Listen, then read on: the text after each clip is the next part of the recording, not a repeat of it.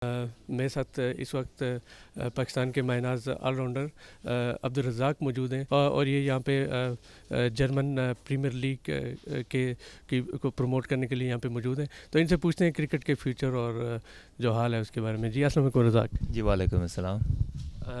तो सबसे पहले आप बताएं कि आजकल आपकी क्या मसरूफ़ियत है, क्या कर रहे हैं, क्योंकि हम आपको काफ़ी टाइम से जो है वो देख नहीं रहे क्रिकेट में एक्टिवली। तो आप क्या कि कोचिंग स्टाफ में या किस लेवल पे क्या आप खिदमत अंजाम दे रहे हैं आजकल?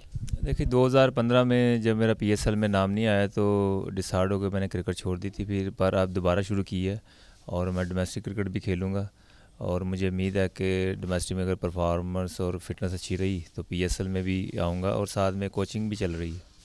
आपकी जो क्रिकेट थी आपके अंदर जो वो पूरी तरह उसको इस्तेमाल नहीं किया गया, आपसे पूरी तरह फ़ायदा नहीं उठाया गया।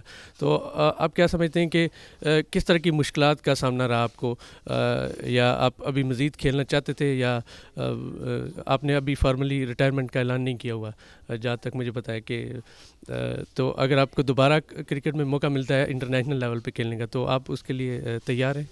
देखिए मेरे पॉइंट ऑफ व्यू से तो अब काफ़ी लेट हो गया और ये है कि पास्ट में जिस तरह क्रिकेट बोर्ड के चीफ चेंज होते रहे, सेलेक्टर चेंज होते रहे, कप्तान चेंज होते रहे, तो इसलिए फिर सही तरह यूटिलाइज़ नहीं कर सके। पर ये कि अब मेरा कोई प्लान ऐसा इंटरनेशनल में तो नहीं है, क्योंकि मेरा सिर्फ फोकस डोमेस्टिक है और डोमेस्टिक के बाद पीएसएल है। तो अगर देखेंगे अगर पीएसएल में परफॉर्मेंस अच्छी होती है विद फिटनेस तो मुझे उम्मीद है कि जी अगर जगह बनी T20 में इंटरनेशनल में तो वहाँ पे खेल सकते। तो ज़बरदस्त। तो आप कैसे देखते हैं आजकल बहुत ज़्यादा क्रिकेट हो रही है T20 के शुरू होने के बाद, तो क्रिकेट की क्वालिटी आप क्या समझते हैं कि बेहतर हुई है या पहले से गिर गई है, या क्या समझते हैं क्रिकेट किस डायरेक्शन में जा रही है?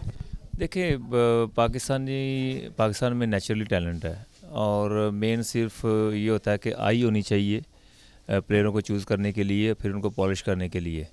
और जिस तरह हमारे जितने सीनियर प्लेयर हैं क्रिकेट खेले हुए हैं और फिर अब हम भी क्रिकेट खेल चुके हुए हैं, तो ये है कि हमारा काम ये है कि जितने भी यंगस्टर हैं उनको पॉलिश करें, उनमें टैलेंट देखें, उनको प्रमोट करें, उनको आगे लेके आएँ जहाँ उनकी प्रॉब्लम अंडर-16 में अंडर-19 से लेकर। तो ये जो गैप है हमारी क्रिकेट में, यहाँ पे प्रॉब्लम हो रही है और हमें यहाँ पे यूटिलाइज़ करना चाहिए अंडर-16 अंडर-19 में। हम वहाँ पे जाएँ अंडर-13 में, वहाँ पे प्लेयर्स चूज़ करें, पिक करें, फिर उनको पॉलिश करें। तो आप यहाँ पे क्रिकेट को प्रमोट करने के लिए यहाँ जर्मनी में मौजूद हैं, तो आप क्या समझते हैं कि इससे किस हद तक फ़ायदा होगा नौजवान लोगों को इस क्रिकेट की तरफ राग़िब करने में? देखिए क्रिकेट जहाँ भी होती है वहाँ पे काफ़ी फ़ायदा होता है और ये लाइफ में आपको कोई ना कोई स्पोर्ट्स चूज़ करनी पड़ती है।